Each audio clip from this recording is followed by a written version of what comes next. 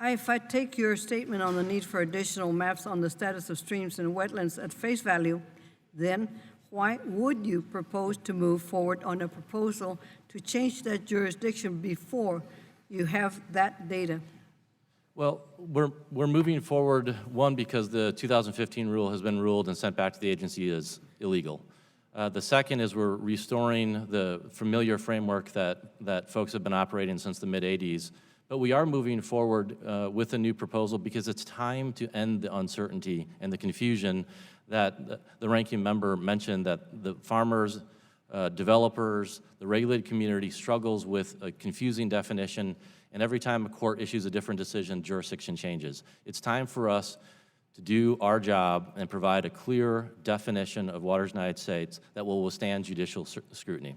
I hope you do so with the input from the people involved. That will begin the questionings, and thank you for your questions, your answer to the questions. We have a timer to allow 5 minutes for each question from each member. If there are additional questions, we will have a second round or more as necessary. Pardon me.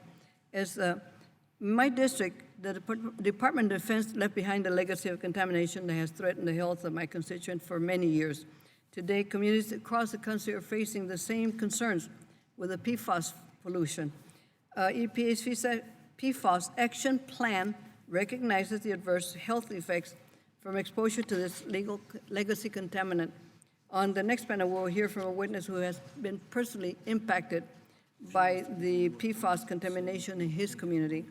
Do you think PFAS pollution poses a risk to human health? Yes or no? Yes, where we have exposure and we know the toxicological profile of the chemicals, yes, there are communities that are impacted by PFAS pollution. Do you agree that a multifaceted effort to reduce additional releases of PFAS chemicals and cleanup of those already in the environment are necessary to limit exposure to these pollutants?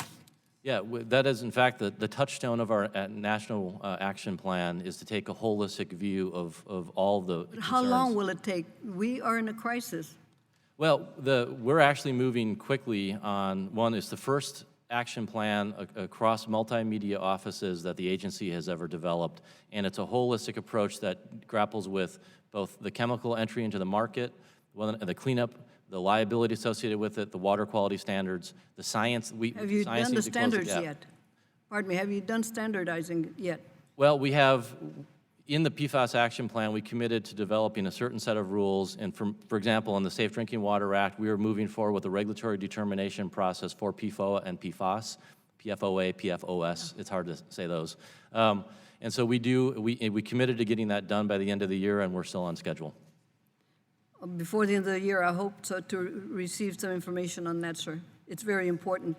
I'd like to jump to your letter dated September the 16th about EPA's draft National Water Reuse Action Plan released on September the 10th. And we've discussed that. I'm passionate about water reuse and innovative technologies so that the communities can reuse the water. They clean it up, especially in places like California where resources can be scant. And I appreciate your agency is doing to move the ball forward. But can you describe your administration's water reuse action plan seeks to discourage? It seeks to discourage the development and implementation of new technologies and practice to promote water reuse. And how are you working with other federal agencies such as the Bureau of Reclamation, who has a long history of water recycling with their Title 16 program, the Water Recycling Program? Well, one, I want to thank you for your interest and your leadership on water reuse. Very rarely do federal governments and state and local governments think holistically about what we're going to need 10, 15, 20 years from now. We usually react to crises. The National Water Use Action Plan is designed to make sure that we have a sustainable source of new supply of water 5, 10, 15, 20 years from now, rather than reacting to a significant drought, for example.